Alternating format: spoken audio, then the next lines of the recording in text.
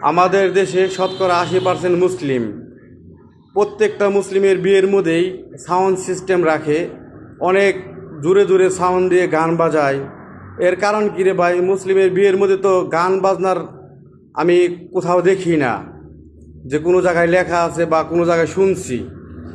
তো আপনারা কোরআন তালাত করেন, কোরআন পড়েন, বিভিন্ন দোয়া কালাম পড়েন, যেন বিয়েটা টেকসই হয়। কিসের এত সাউন্ড দিয়ে গান বাজনা বাজান?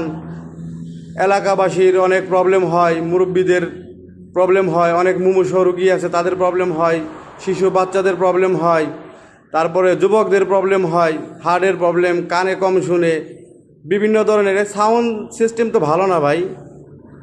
মোট কথা ভাই, সাউন্ড সিস্টেমই ভালো না।